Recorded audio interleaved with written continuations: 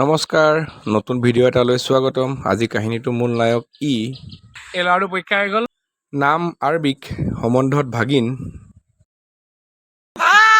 Party party party party party কি party খাবলৈ লৈছে? অহ ইয়েছ যি খাই আৰু যি খাই যি খাই চাগে খুৱাবই। যি খাই পইচা উঠিছে তাৰ কিনকিনীয়া বৰষুণৰ মাজত যাত্ৰা আৰম্ভণি মুঠ 5টা মানুহেৰে।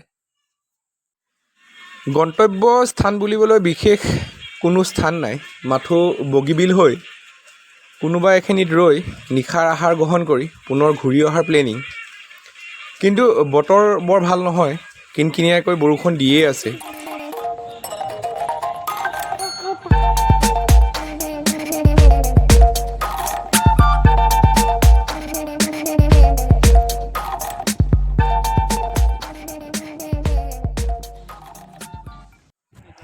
এয়া বগীবিলৰ ওপৰৰ পৰা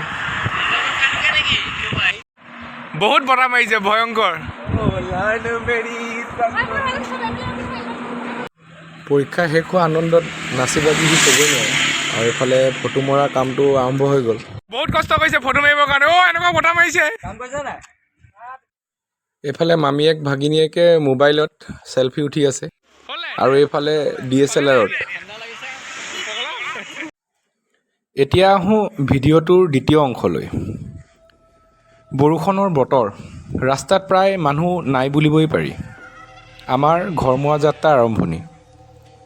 বৰ্তমান বগীবিল দলঙৰ ওপৰত বৰষুণজাক আকৌ আৰম্ভ হ'ল। প্ৰথমে কিনকৈ, তাৰ পৰা দবা পিটা আৰু পৰিৱেশৰ লগত মিলাকৈ মাজে মাজে চকু চাট মাৰি যোৱা দুই এটা বিজুলী। কিবা যেন ভৌতিক পৰিৱেশ এটা হৈ পৰিছে চাৰিওফালে। আৰু আমিও হাঁহি তামাচা কৰি ভূতৰ কথাই পাতি গৈ আছিলোঁ।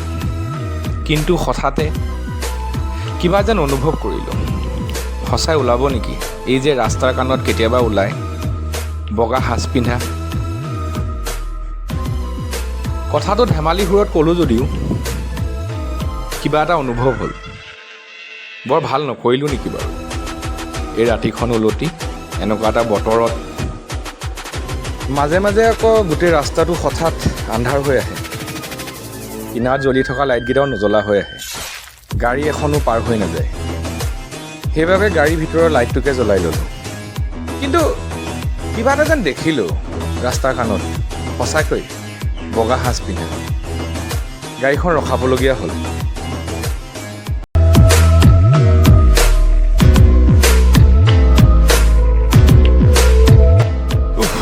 ৰক্ষা নাই, তেনেকুৱা একো নাই। কোনোবাই কলগছ এজোপাত চিমেণ্টৰ বস্তা এটা পিন্ধাই থৈছিল। মিছাতে ভয় খালোঁ।